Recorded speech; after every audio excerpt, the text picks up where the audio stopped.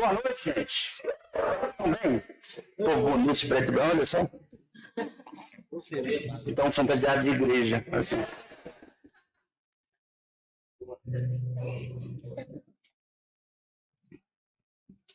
Essa piada não é minha, não. Fizeram um dia comigo e eu acabei de reproduzi-la. Então, gente, estamos às portas do Rema, começando. Primeira matéria amanhã, não deixe de vir. Essa matéria está aberta. E a matéria Fundamentos da Fé e em ritmo de Fundamentos da Fé. Eu quero que você abra em Hebreus capítulo 11, versículo 1.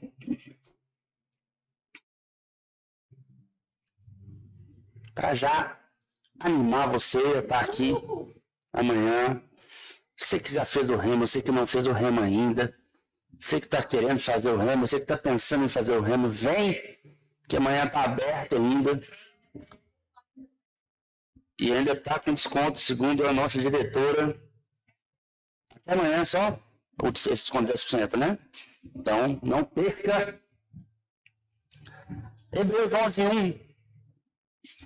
Vai dizer, ora, a fé é a certeza daquilo que esperamos e a prova das coisas que não vemos. Foi por meio dela que os antigos receberam bom testemunho. E pela fé, entendemos que o universo foi formado pela palavra de Deus, de modo que o que se vê não foi feito do que é visível. Então, para só um minutinho e pensa nisso. Ele está dando um conceito de fé, o autor dos Hebreus está dando um conceito de fé. A fé é uma certeza. A fé não é um achismo. A fé não é uma coisa que a gente perde, por exemplo. Fé é uma certeza. E fé não está ligado a eu ter que ver alguma coisa acontecer. Fé está ligado a uma certeza independente daquilo que eu vejo. Amém? Se você tem fé, se você crê na palavra, se você crê no invisível, você não precisa de provas visíveis das coisas que você crê. Amém? É o que ele está dizendo. A fé é a certeza daquilo que a gente espera. Amém? Prova das coisas que nós não vemos. E ele dá o primeiro exemplo, que nós entendemos que o mundo foi criado a partir da palavra do Senhor. E eu não vou entrar aqui no mérito de idade da Terra. Eu tenho uma opinião bem que muitos teólogos têm também, né? Eu creio na palavra do Senhor. Eu creio que que o Senhor é o Criador de todas as coisas. Amém? Mas eu também entendo que o relato da criação é um relato muito mais alegórico do que literal, né? Eu acho engraçado que as denominações muito antigas, elas interpretam a Bíblia de maneira literal quando tem que ser alegórica e de maneira alegórica quando tem que ser literal. Mas como hoje não vou falar sobre hermenêutica, eu só estou querendo dizer que eu não vou entrar nisso. Amém? Se você um dia quiser me perguntar, você me pergunta, eu te respondo. Ou, talvez no Remo a gente vai tangenciar esse assunto em história da igreja, imagino. Mas não é o meu objetivo dessa noite. Apenas no entendimento de fé. Pela fé nós entendemos. Eu não preciso ver ou ter visto que foi uma vontade de Deus criar o mundo. Mas eu posso ver pela fé que eu creio que Deus criou o mundo pela sua palavra. Um entendimento simples, né? E aí, Paulo, em Romanos, ele diz que ele olha para a criação, e a criação dá testemunho da existência de Deus. E realmente, né? Até hoje, mesmo à medida que os estudos científicos avançam, eu não vejo a ciência como um inimigo da fé. Pelo contrário, eu vejo ela como um grande aliado. Porque quanto mais o povo estuda, mais fica muito claro que a Terra é uma coisa muito única. A gente tem apenas pensamentos filosóficos ou matemáticos dizendo que não é possível que não tenha nenhum outro lugar no mundo, no universo, que não seja como a Terra. Apenas por suposição, porque factualmente o que a gente vê é que a Terra, até então, até o momento, é única. E essa diversidade que nós temos de vida, de diferença de vida, tudo isso que existe aqui é, para mim, uma evidência visível muito clara da existência de Deus. Amém? E aí a primeira coisa que ele fala é sobre, pela fé, nós entendemos que o universo foi formado pela palavra de Deus. Amém? Amém. Verso 4. Ele vai dizer assim: pela fé, Abel ofereceu a Deus em sacrifício superior ao de Caim. E pela fé, ele foi reconhecido como justo, quando Deus aprovou as suas ofertas. Embora esteja morto, por meio da fé ainda fala. Por meio da fé ainda fala. Eu acho muito interessante esse ainda fala, porque se você pode revirar a sua Bíblia de capa a capa, grego, hebraico, vulgata latina, qualquer tradução ou entendimento que você quiser, e você não vai achar uma letra de alguma coisa que Abel falou. Abel não tem uma palavra relatada daquilo que ele possa eventualmente ter dito. E isso é uma coisa que me incomodou muito, porque nós somos a palavra da fé. E uma coisa que nós falamos muito sobre a fé é que a fé tem uma voz, que nós precisamos falar ao nosso monte. E eu creio nisso, amém? Jesus ensinou isso. Você dizer as circunstâncias, você falar, você verbalizar aquilo que você crê. Nós cremos nisso, amém? Mas Abel, que é o primeiro exemplo dessa galeria de grandes homens da fé, é reconhecido como alguém que ainda fala, mas que na verdade nunca falou. O que é isso de ainda fala, mas nunca falou? Quem é esse que ainda fala, mas não tem um registro bíblico da fala dele? Estranho, né? Vamos lá, em Gênesis,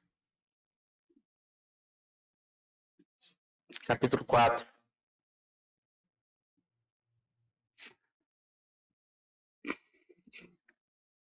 Verso 1.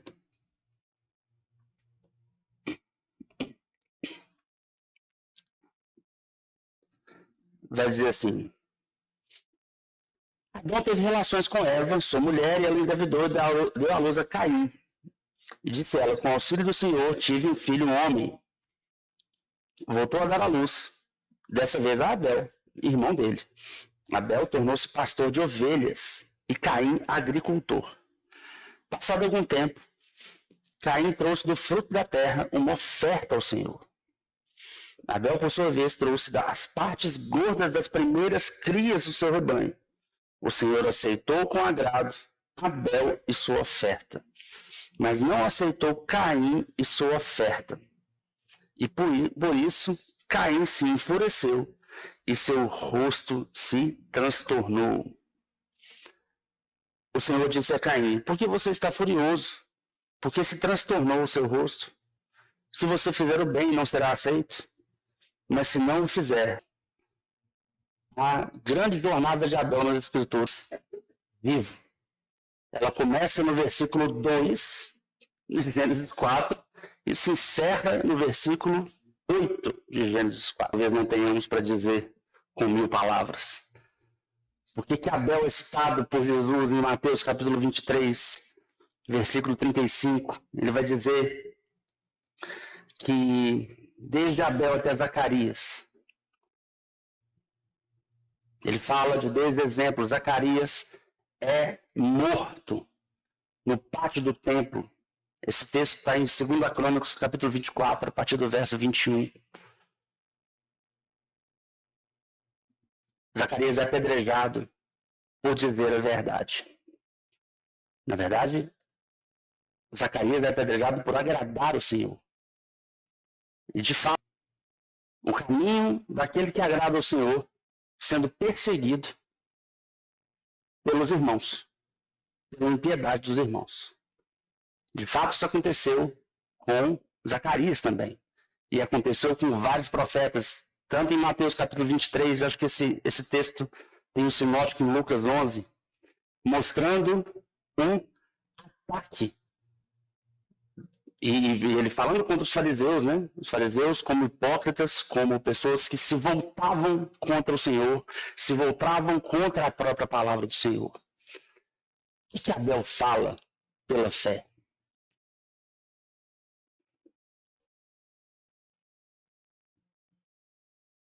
Primeira carta de João, capítulo 3.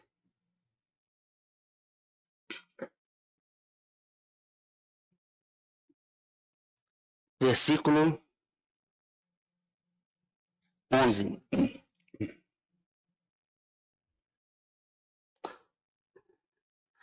Essa é a mensagem que vocês ouviram desde o princípio, que nos amemos uns aos outros. Amém? Não sejamos como Caim, que pertencia ao maligno e matou seu irmão. E por que o matou? Porque suas obras eram más e as de seu irmão eram justas. Eu quero parar aqui um minutinho, eu quero voltar no texto de Gênesis 4, porque eu acho que teve um erro aqui.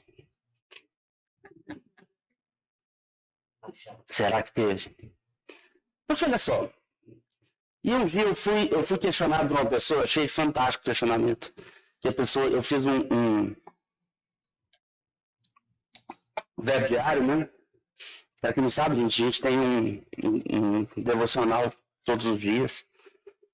Se você quiser entrar no grupo, é um grupo que você não pode postar nele, né? Só os devocionais são postados, só os administradores postam. E eu não lembro qual foi a abordagem que eu fiz sobre Gênesis 4, e que eu li essa passagem, e uma pessoa que não é da igreja, mas é próxima a gente, me mandou uma mensagem indignada, porque ela concordava com Caim. E eu fiquei de cara assim, como assim você concorda com Caim? Assim, Caim, ele é um vilão muito óbvio, né?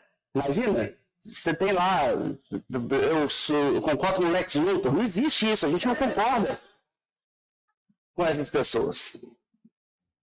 Mas eu quero ler de novo para você, e eu quero que você tire da sua mente o que você já aprendeu com Caim sendo vilão e Abel sendo um pobre coitado do irmão que sofreu.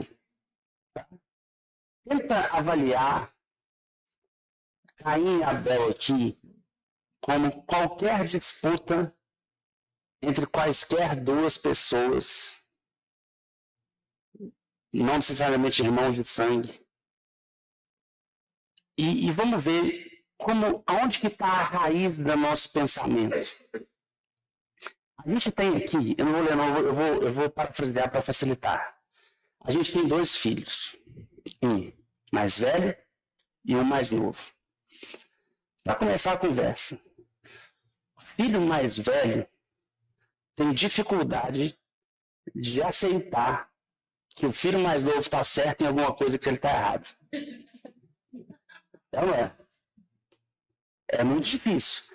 Eu estou falando de irmãos. Já é difícil. Na verdade, é difícil qualquer pessoa mais velha aceitar que a pessoa mais nova está certa. É difícil.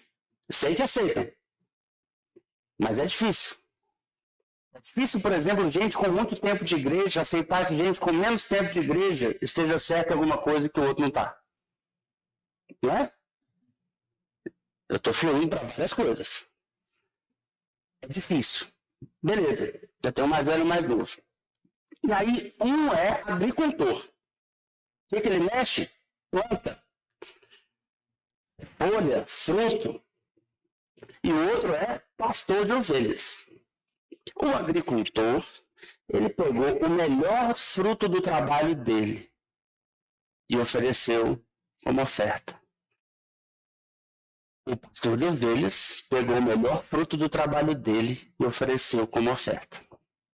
Deus aceitou um, não aceitou o outro. É claro, você vai ter uma matéria esse ano que chama Aliança de Sangue, e você vai entender o que isso tem a ver. Você vai entender que, na verdade, o sacrifício de sangue está apontando o sacrifício de Cristo. E desde o proto-evangelho, desde Gênesis 3, você tem o sacrifício imperfeito e o sacrifício perfeito. Você tem, por exemplo, Adão e Eva fazendo, e aí tudo isso é alegórico, viu, gente? Você tem Adão e Eva costurando roupas de folha de parreira, né? De figueira. Eu confundo as plantas tudo da Bíblia.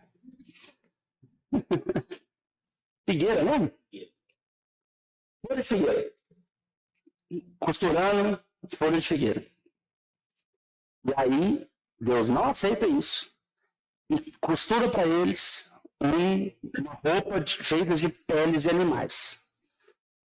Desde lá do início, o que vai se apontando é que sem derramamento de sangue de justo, não existe como ter propiciação dos pecados. Amém? Esse é o motivo pelo qual o Senhor aceita, e é isso, na aliança de sangue você vai entender isso melhor, mas esse é o motivo pelo qual o Senhor aceita o sacrifício de Abel e não de Caim. Por que isso deu problema e vai continuar dando problema se a gente fizer a comparação olhando o lado do homem no centro?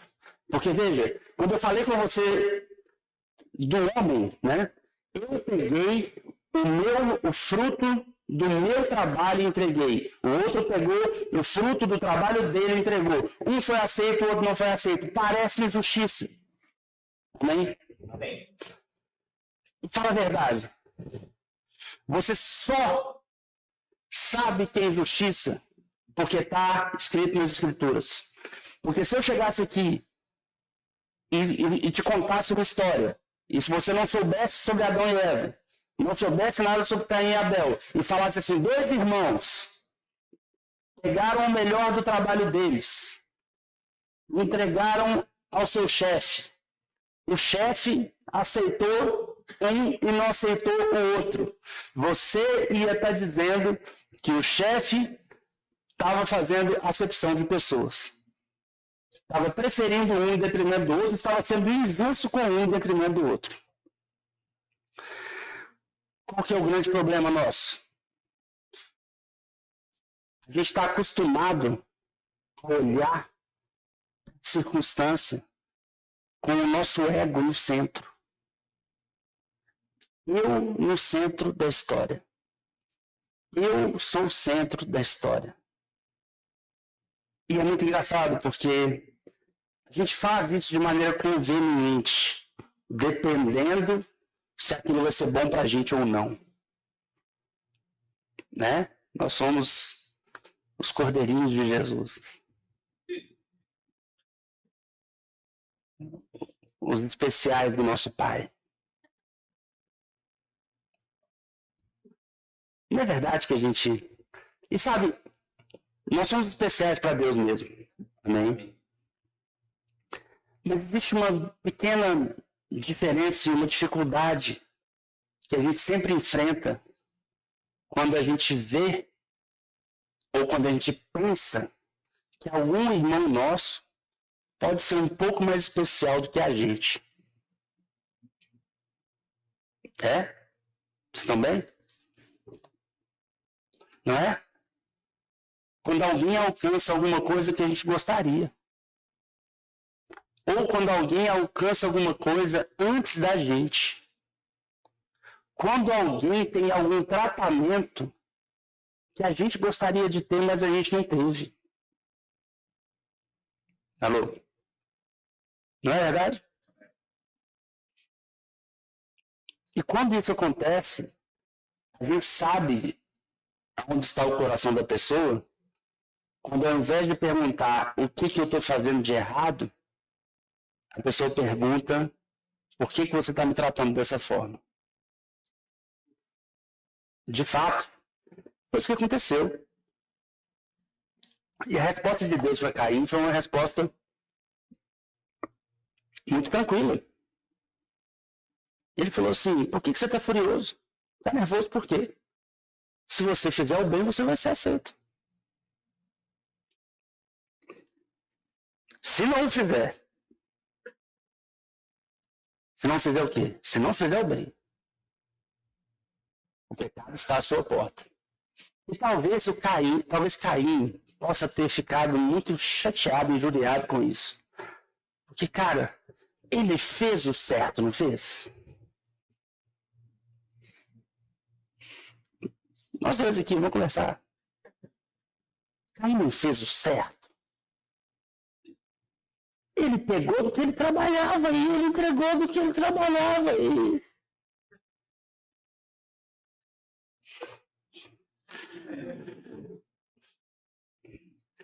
Eu estou tentando trazer para você um pensamento que com Caim e Abel a gente não vai cair nessa, né? A gente não vai. Mas o Daniel não está aqui, eu tenho que fazer as vezes dele. Mas quando é entre um e outro, acontece. Porque a gente tem uma mania horrorosa de se comparar às pessoas que estão perto da gente. E eu ainda estou falando sobre fé.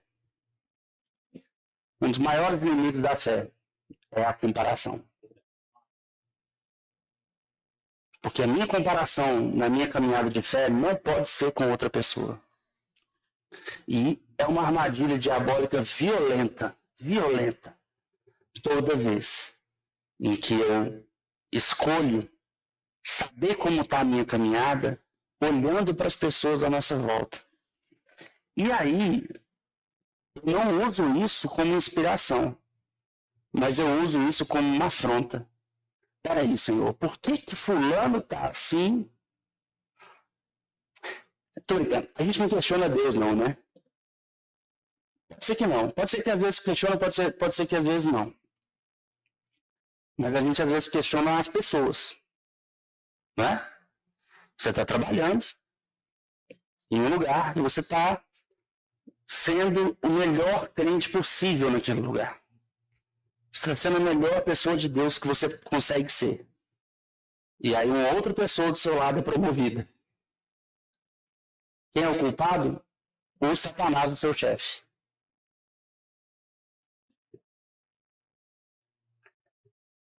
E aí você acha que está ok. Você descumprir um princípio bíblico, por exemplo, de se sujeitar às autoridades e orar por elas. Porque, afinal de contas, o cara não é crente. Se for crente, dá no mesmo. Se for crente, é um carnal. Se for na igreja e você achava que ia ter uma oportunidade para liderar ou para fazer alguma coisa, você não tem, você acha que a liderança é corrompida. A gente é assim, se a gente tem um coração de carne. A culpa é sempre do outro. A gente se compara, e quando a gente se compara e a gente não se vê como ovelhinha especial de Jesus, e a gente tem certeza que a gente é ovelhinha especial de Jesus. Minha mãe me falou. Minha mãe me falou que eu era especial. Minha mãe me falou que os meninos que brigavam comigo no colégio, eles eram maus. E eu fui criado desde pequeno, com a certeza absoluta que eu era a coroa da criação. Que eu era o centro de tudo. Como assim o mundo não pode girar à minha volta? A gente não fala isso. Mas pelos nossos atos a gente fala. Tô bebendo muita água hoje. Vocês também, né? Por isso que tá esse silêncio.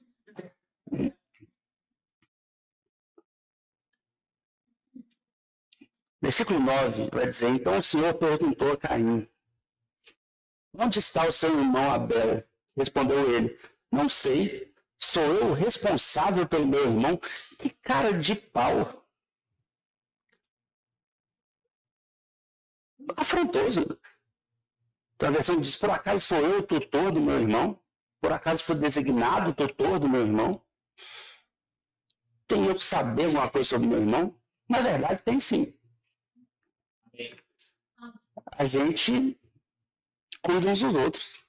Principalmente se for mais velho, for mais novo, né?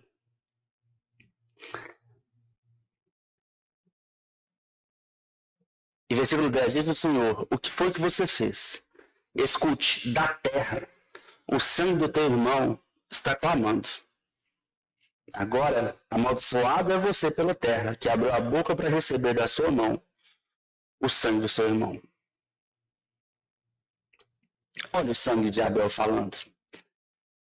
Parece que Caim, Abel não falou nada, mas o sangue dele, de alguma maneira, falou, clamando por justiça. Aleluia. Vocês estão bem? Volta lá em 1 João capítulo 3. 1 de João, né? Capítulo 3, a gente parou aonde? 12 foi, não sejamos como Caim, que pertenceu ao maligno e matou seu irmão. E por que o matou? Por que Caim matou Abel? Porque as suas obras, as obras de Caim eram más. E talvez de novo você possa estar se perguntando, né, por que as obras eram tão más. Sabe, não existiu nenhum juízo sobre Caim antes da morte de Abel.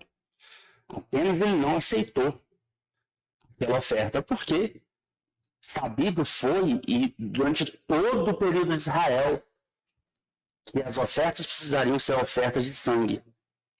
O texto não fala isso, mas certamente, ao momento que ele não recebe a oferta de Caim, um coração correto, que estivesse com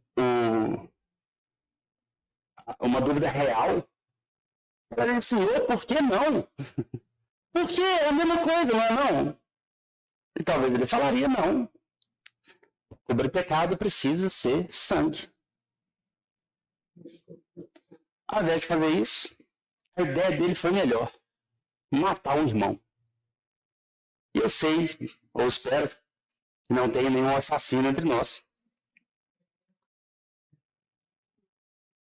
Isso é medo ou é...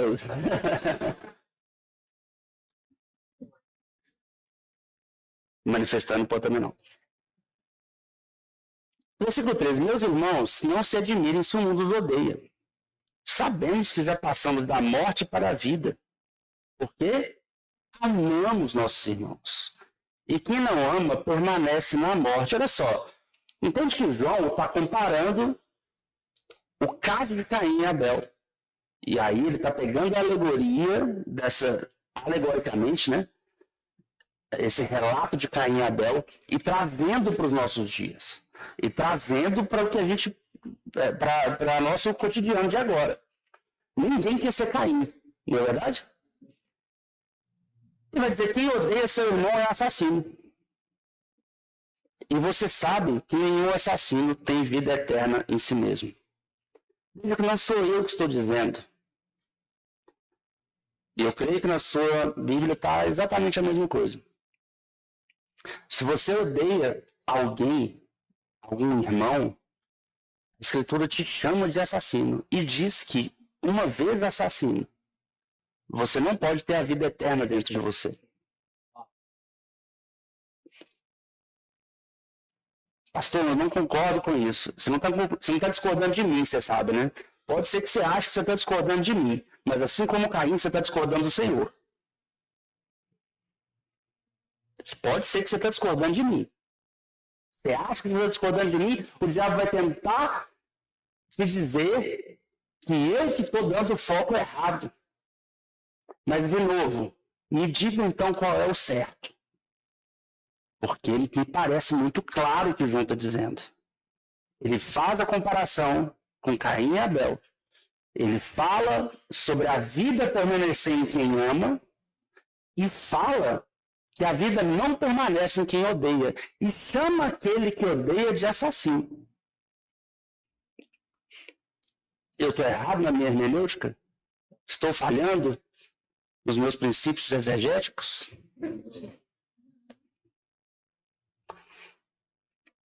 A questão, irmão, é que isso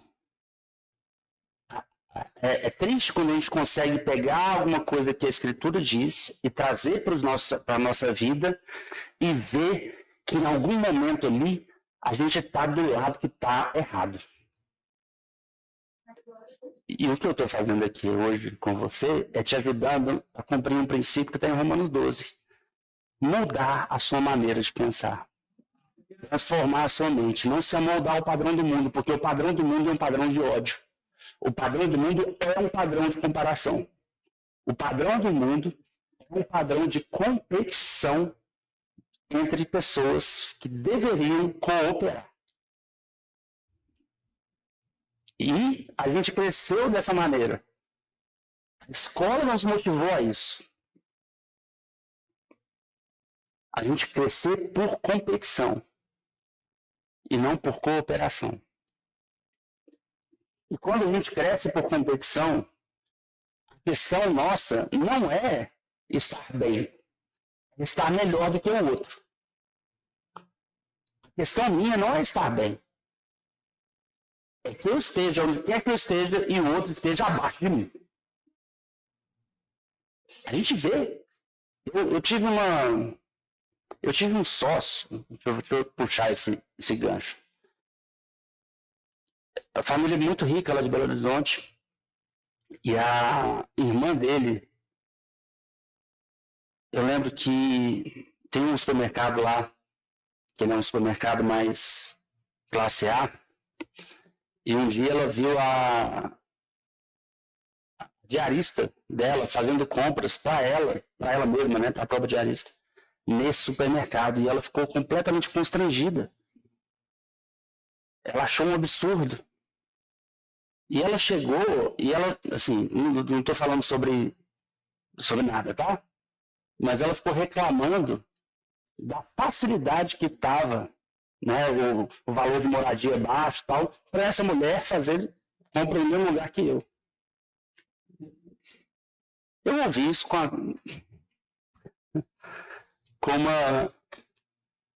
um espanto muito grande, sabe? Tem gente que não se importa em estar bem. Ele só tem que estar melhor do que o outro. Não tem? Alguém aqui assim? Levanta a mão para mim, por favor. Que sorte nós temos, né? Ninguém aqui é assim.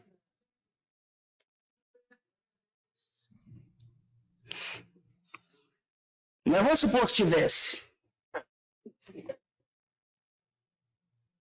Que talvez o Espírito Santo me inspirou errado, né? É possível. Eu tenha sido inspirado errado a ministrar uma coisa. Então eu estou ministrando uma vacina.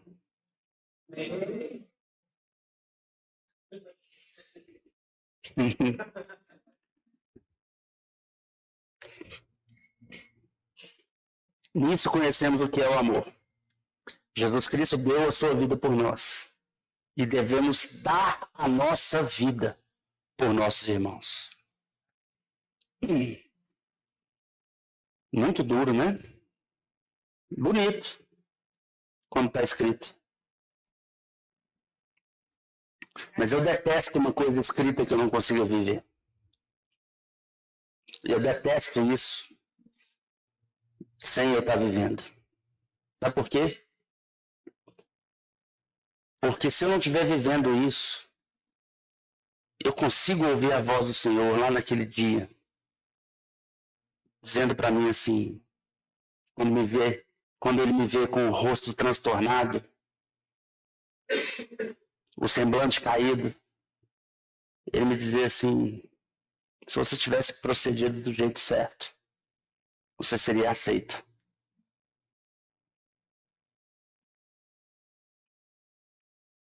Porque está escrito, irmão. E a nossa justificativa não vai mudar o que está escrito. Não vai mudar a realidade. A realidade é que a gente precisa se tornar irrepreensível diante do Senhor. E no amor. E se a gente não tirar essa loucura de comparação, de se sentir injustiçado o tempo todo, de achar que... Porque, ainda que você tenha sido injustiçado, é melhor você ser injustiçado como Jesus foi e se comparar a Jesus na injustiça que sofreu e na fidelidade de permanecer amando até o fim, do que ser comparado a Caim, que se sentiu injustiçado e não foi aceito pelo Senhor. Injustiça existe no mundo. Pessoas podem cometer injustiças contra a gente. A questão não é o que as pessoas fazem. A questão é como a gente responde ao que as pessoas fazem. A gente precisa responder como Jesus responderia. E jamais como as pessoas respondem. Olha, eu, pastoreando, eu sou afrontado diversas vezes para ser um justiceiro quando as pessoas erram. Eu sou afrontado diversas vezes para ser alguém que não vai ser um dispenseiro de graça. E normalmente as pessoas fazem comparações entre si. Normalmente. Mas, irmãos, a gente se move pela palavra e a gente se move pelo amor. Com todas as pessoas. O objetivo do Senhor é que todos cresçam. Todos mesmo. E o objetivo de todo mundo aqui é que todo mundo cresça. Amém? Talvez você esteja num lugar, trabalhando num lugar, que o objetivo não seja esse. Fique tranquilo. O Senhor continua sendo Deus e soberano sobre a sua vida. Continua sendo. Amém? Talvez você trabalhe num lugar em que os seus líderes, seus chefes sejam cristãos ou não. Mas não importa. A gente tem, né, uma comparação interessante que é famosa de José do Egito. Que ele foi erguido, levantado num império ímpio. Num império completamente contrário a ele. E da pior posição possível, que era a prisão. Da prisão ele foi exaltado como governador do Egito. Isso está falando de José? Não. Está falando da recompensa daquele que permanece fiel no seu caráter. Existe uma recompensa. E essa recompensa é pela fé. Então veja que Abel não ganhou nada com o que ele fez. Nada. Ele só fez o certo e morreu por fazer o certo de maneira traiçoeira. E por isso o sangue dele fala. Fala o que pra gente? A gente tem que permanecer fiel à palavra. Nem que isso custe a nossa vida. A gente só fica com essa de não sei como é que vai ser, porque a gente fica tentando negociar. E aí, a palavra da fé é uma palavra maravilhosa, porque de fato a gente consegue agora entender que Deus não está contra a gente, Ele está a nosso favor. Que Ele não quer que a gente passe aperto ou sofra ou nada disso, Ele quer que a gente tenha vida e vida em abundância. Nós entendemos isso conhecendo o caráter de Deus através de Jesus Cristo, isso é maravilhoso. Agora, isso também atrai um tipo de gente difícil, que quer ser o centro de tudo. Não seja você essa pessoa. Amém? O centro de tudo é o Senhor e a palavra dele. A gente não negocia o que a palavra diz, porque, poxa, eu achei que era para eu ficar super bem, feliz e riquíssimo, mas eu tenho um irmão mais rico que eu. Eu queria ser rico igual ele. Ninguém fala isso. Mas assim como o sangue de Abel não fala nada, mas fala muito através da atitude, a nossa atitude fala muito mais do que a nossa boca quer falar também. Eu posso dizer várias coisas que o sangue de Abel fala sem ele nunca ter dito uma palavra. Assim como é visível na nossa vida o que a gente realmente fala, sem nunca dizer uma palavra. Porque a gente tem coragem apenas de treinar a nossa língua. Para dizer o que parece que o povo vai gostar de ouvir. Né? Natália ministrou uma mensagem maravilhosa hoje pela manhã sobre verdade. Vai estar lá no YouTube, procura depois, você que não esteve aqui. A gente precisa viver o que é verdade. Por que as pessoas mentem? São, às vezes, mas basicamente porque a gente acostumou a mentir. A gente acostumou a mentir para se dar bem. É um mundo tão sujo, tão podre, que a gente acostumou com a impiedade. A gente acostumou com o ódio também. A gente acostumou a antagonizar as pessoas que, por algum motivo, fazem algo contra a gente. A gente acostumou. A gente acha normal. A gente acha normal juntar um grupinho e falar mal de alguém. A gente acha normal. Vai ver o que as escrituras falam sobre isso. É também comparado ao assassinato. Você fala mal de outra pessoa. Vocês estão aqui? Amém. Porque é fácil. Eu consigo assassinar a reputação de qualquer um. Basta que eu solte alguma coisa. A gente achou normal. Tem página de fofoca. Tem página de fofoca de crente. O dia que eu vi isso, eu fiquei de cara. Eu não vou nem falar para não... Deixa eu só ver o que é. Não. É assustador. E aí, isso aqui que esse povo fala? Não, porque... Não, isso aqui é para denunciar. Denunciar o quê? Conversa fiada. O povo gosta de uma fofoca. Só isso. O povo gosta de um assassinato. É assassinato o nome certo é assassinato. E por morrer todo mundo vai, gente. Ou seremos arrebatados, né? A questão da morte nem é tão importante. O jeito que você se comporta em vida é mais.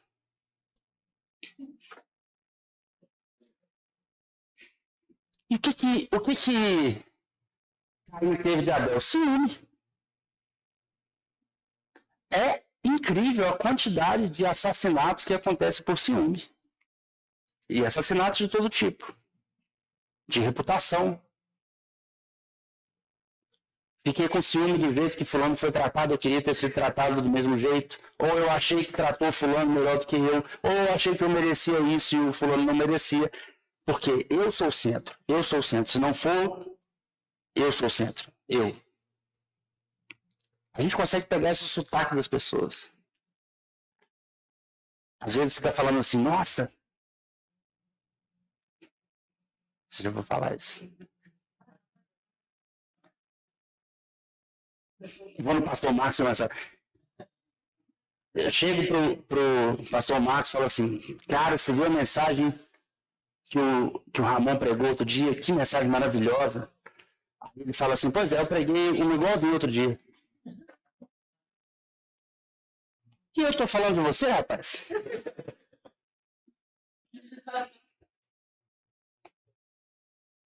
Vocês estão aqui? Não aconteceu não, viu? Pelo amor de Deus. Nossa, viu o que fulano fez? Que maravilha. Ah, nossa, eu não consigo fazer igual. Eu não estou perguntando se você consegue fazer igual, não. Estou falando que o fulano fez, foi legal. Jamais serei grosso assim com você.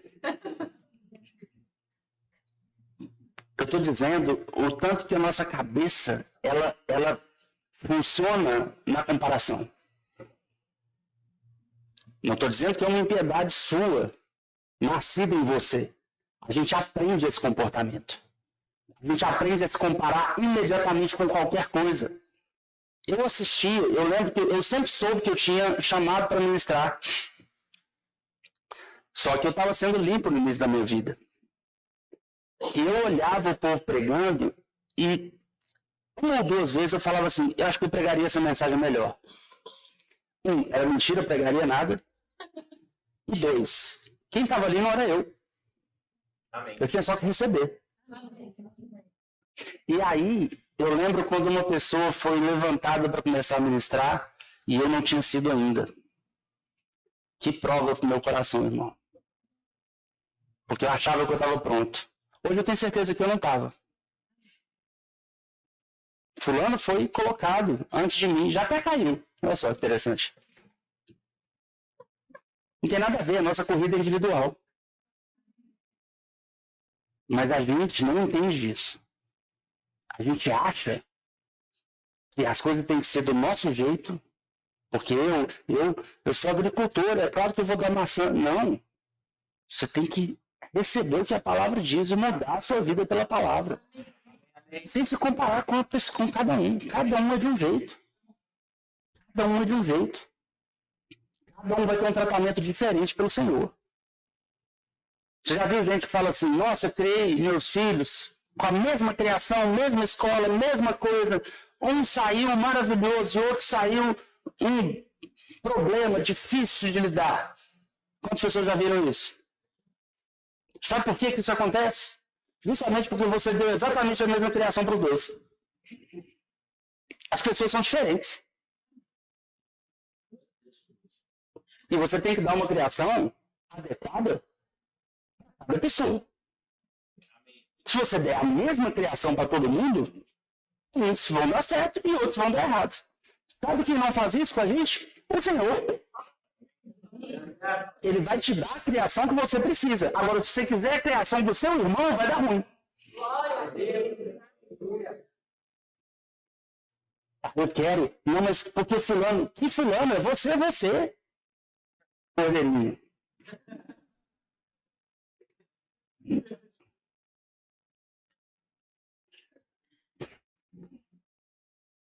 Romanos capítulo 2.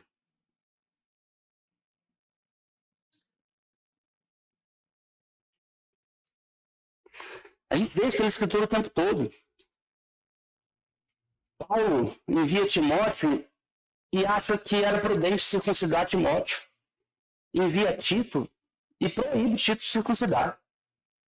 Não eram dois discípulos, eram circunstâncias diferentes, lugares diferentes, tratamentos diferentes. O Senhor trata a gente diferente para ter o mesmo objetivo final. Amém. Amém? O mesmo objetivo final. Romanos 2:1 vai dizer assim: portanto, você que julga os outros é indesculpável, pois está condenando a si mesmo naquilo que julga, visto que você que julga pratica as mesmas coisas. O que Paulo está falando aqui? Às vezes, quando a gente julga o irmão, a gente está julgando não pelo que ele faz, mas pelo que a gente acha que ele faz, porque na verdade é o que a gente faria se a gente estivesse no lugar dele. Não é?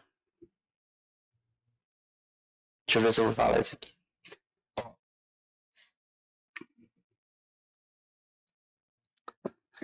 Jesus fala a mesma coisa, ele fala sobre, em Mateus 7, sobre você ver o cisco no olho do outro, sem reparar que tem uma trave no seu. Normalmente, quem fica olhando o cisco no olho do outro tem uma trave no seu. Quem vive a vida para ficar vendo o que cada um está fazendo, ele está cego. E cego para ver a si mesmo. Ó, não é essa a única causa do ciúme, tá? Uma pessoa pode ser ciumenta porque ela é insegura. Uma pessoa pode ser ciumenta porque gato escaldado tem medo de água fria, tá? Mas tem muita gente que só tem ciúme porque ela pensa assim, se for... Ela não pensa, né? Mas na realidade é assim, se fosse eu naquele lugar, eu trairia. Alô? Espelho. Medo do espelho. Se fosse eu naquela posição, fulano é ladrão. Por quê? Não, com certeza ele é ladrão. Porque talvez se fosse você naquele lugar, você roubaria. Você nunca vai admitir isso para você mesmo, fique tranquilo. Mas essa é a realidade. Pela Bíblia e pela psicologia. E olha, como eu ouvi a minha esposa ministrando sobre falar a verdade hoje de manhã, eu estou falando a verdade é essa. Você pode não gostar dela, mas a verdade é essa. De novo, não estou dizendo que todo mundo que é ciumenta por causa disso, amém? Mas muita gente é. E eu vou te falar uma coisa, eu sou pastor, eu estou acostumado a tratar esse caso. Tem gente que se descabela de ciúme e depois descobre que a pessoa estava traindo. Não é incomum, não.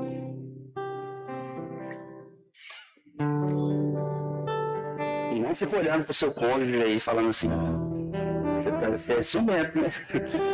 E pode ser várias coisas, pode ser insegurança, né? Pode ser um monte de coisa, tá? Não vai ter uma DR em casa baseada nesse culto aqui, não. Sabemos que o juízo de Deus contra os que praticam tais coisas é conforme a verdade. Assim, quando você, um simples homem, julga, mas pratica as mesmas coisas, pensa que escapará do juízo de Deus? Ou será que você despreza as riquezas da sua bondade, tolerância e paciência, não reconhecendo que a bondade de Deus o leva ao arrependimento? Como que a gente faz as pessoas serem levadas ao arrependimento? Através da bondade. Quando a gente tem um vício de comparar e julgar os outros, a gente não quer bondade para os outros, a gente quer juízo. Eu também, gente, fica tranquilo. Eu sou assolado pela mesma tentação. Alguém que fez algo contra mim, eu quero mais que a pessoa se parta no meio. Mas o Senhor quer que ela se arrependa. E aí eu tenho que me esmurrar o meu corpo para entender que eu não posso nem desejar vingança. Eu tenho que desejar que ela seja conduzida através da bondade ao arrependimento. Olha que afronta. Mas é isso. Ou então Deus está errado, eu estou certo, e não pode ser. Eu não quero estar no lugar de Caim.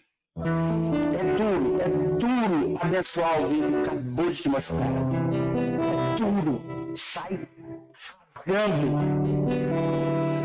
Mas é o certo. A primeira vez, parece que está arrebentando suas cordas vocais. Pregas vocais, cadê isso? Depois vai mais tranquilo. Depois você começa a exercitar como um músculo. E é tão melhor a gente viver sem impiedade no coração. A vida de um assassino não deve ser uma vida tranquila. Deve ser uma vida com bons sonhos.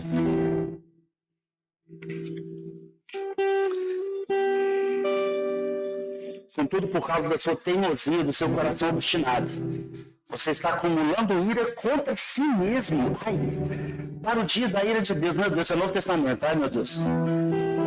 Quando se revelará o seu justo julgamento. Deus retribuirá a cada um conforme o seu procedimento. Ele dará vida eterna aos que insistirem em fazer o bem. Busquem glória, honra e imortalidade. Eu quero isso para a minha vida. Mas para eu ter glória, honra e imortalidade, eu tenho que persistir em fazer o bem. Mas haverá ira e indignação para os que são egoístas, centrados em si mesmos, né? Rejeitam a verdade e seguem a injustiça. Haverá tribulação e angústia para todo ser humano que pratica o mal. Primeiro para o judeu, depois para o grego. Paulo usa grego como qualquer um que não é judeu. Amém? Então excluímos o brasileiro, não. Mas glória, honra e paz para todo que pratica o bem. Primeiro para o judeu, depois para o grego. Pois em Deus não há parcialidade. A palavra também diz em outras versões, Deus não faz acepção de pessoas. A gente acha que Deus faz acepção de pessoas. Sabe por quê? porque ele não faz. Olha que interessante. A gente acha que ele faz porque a gente vê uns recebendo coisas que a gente não recebe. Mas é justamente porque ele não faz acepção de pessoas, é que ele retribui cada um segundo o seu procedimento. Nós temos gente muito ruim, que tem muita coisa boa. Se a gente tem um olho muito no tempo de agora. E a gente também não sabe como a pessoa dorme à noite. Também. Amém? Eu dormir bem são um terço da sua vida. Só para começar a conversa. Um terço da sua vida você passa dormindo. Dormir é importante.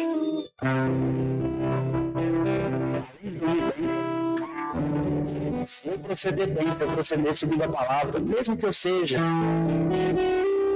acusado de alguma coisa, mesmo que eu seja atacado, mesmo que eu seja injustiçado, se eu proceder bem, eu tenho certeza que naquele dia eu vou ouvir do Senhor, servo bom e fiel.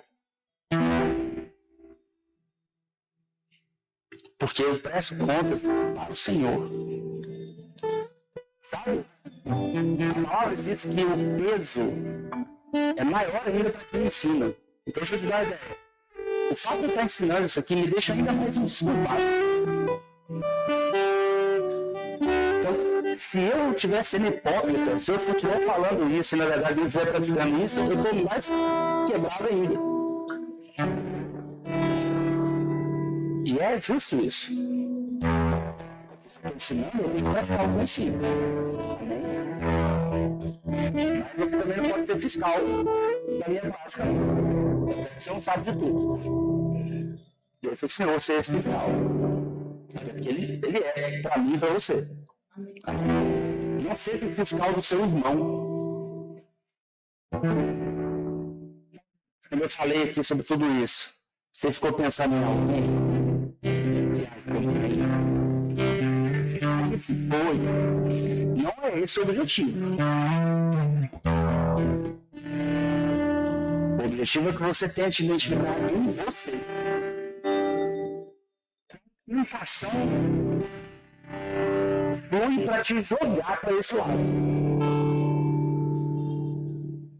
E se você está no mesmo mundo que eu, essa tentação ela funciona para todos nós. O tempo inteiro. O que eu estou fazendo com você nessa noite é lançando luz sobre essa questão. Para que você possa identificar em você um sentimento que, se nunca veio até hoje, certamente vai vir. Esse sentimento vem para todos nós. E quando ele vem, a gente tem que lembrar quem nós somos no Senhor. A gente não é árbitro ou juiz de ninguém, não. A gente não se compara com ninguém. A gente vive a nossa vida, a nossa carreira individualmente. Eu tenho que mortificar a minha carne. Eu tenho que fazer isso com a minha vida. Eu tenho que ter do Senhor os meus próprios resultados. Eu tenho que me alegrar com a alegria dos outros, chorar com os que choram. E eu tenho que experimentar do Senhor aquilo que eu vou fazer. E é muito bom quando isso acontece. Mas você sabe, quando a gente está muito comparando o Senhor com outras pessoas, nem as coisas boas que acontecem com a gente consegue perceber. Porque a gente sempre acha que a gente está injustiçado. A gente sempre acha que a gente era para ter mais do que a gente tem. Que era para a gente estar vivendo melhor do que a gente está. Por mais que a gente esteja bem, a gente fica com dificuldade de ser grato com o que a gente tem, porque nunca chega. Nunca chega. Deve ter bilionário chateado porque ele é só o nono do mundo.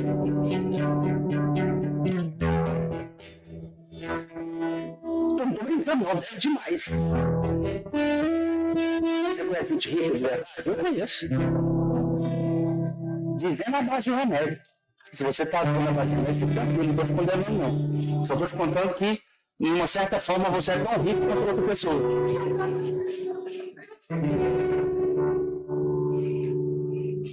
Não é dinheiro. E não é a posição aparente de outra pessoa que significa que vai identificar qual posição espiritual ela está. Amém. Entenda a sua carreira como individual com o Senhor. Entenda a sua vida de fé como individual com o Senhor. Ainda que você fale pouco, ou muito, ou nada, a sua atitude fala mais do que qualquer palavra sua. E nós temos que falar palavras. Nós temos que falar do nosso Senhor. Nós temos que pregar a palavra a tempo e fora de tempo. Nós temos que testemunhar o que o Senhor tem feito na nossa vida. Nós temos que ensinar as Escrituras. Amém? Não é só eu que faço isso, você também aprende para ensinar. Agora, que o nosso ensino seja um reflexo da nossa vida. Porque senão ele vai ser visto ou percebido não pelas pessoas, mas pelo Senhor, como hipocrisia. Amém?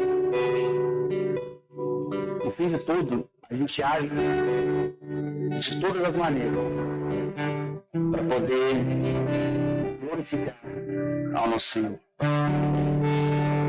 pela nossa forma de agir. Amém? Fique de pé, por favor.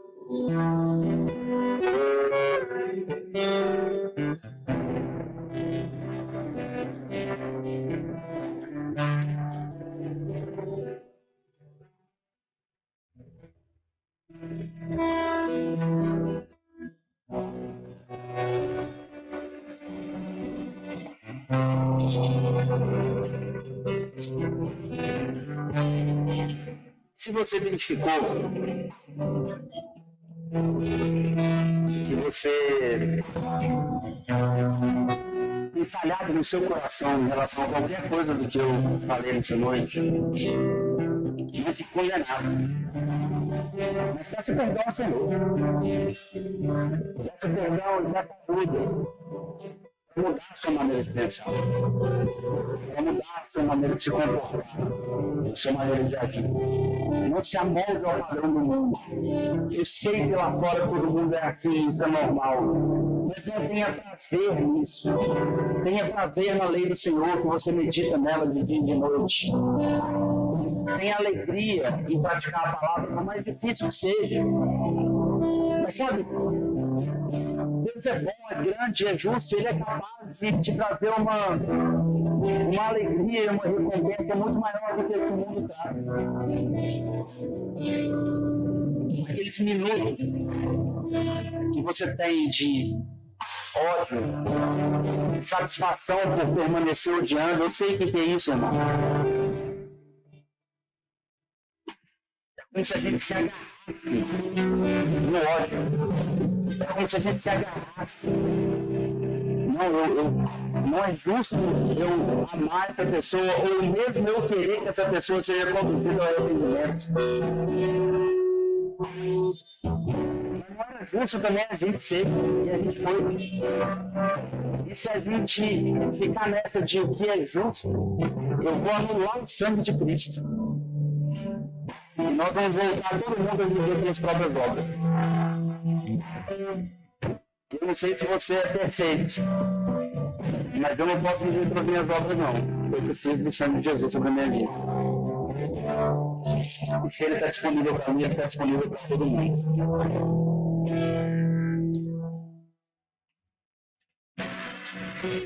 Mas se a pessoa fez mal para mim, não se arrependeu, então fique tranquilo que Deus vai julgá-la. Amém? Mas não é você que vai julgar. O lugar de juiz está ocupado. É do Senhor. O nosso lugar é de dispenseiro do amor e da graça do Senhor. Amém. Nós pedimos perdão, Senhor, por todo julgamento aos nossos irmãos, por todo ciúme, por toda inveja,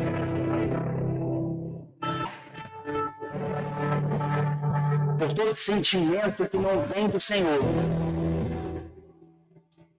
nós deixamos sorrateiramente entrar no nosso coração. Nós queremos ser livres de todo tipo de pecado que tente procurar a raiz do nosso coração, para viver e deixar florescer na nossa vida frutos de fé, de amor, de alegria e de paz.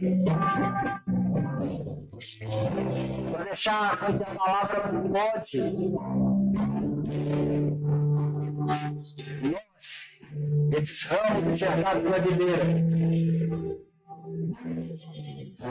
para que possamos dar mais frutos ainda. Porque os frutos que damos são frutos que foram inspirados pelo Senhor.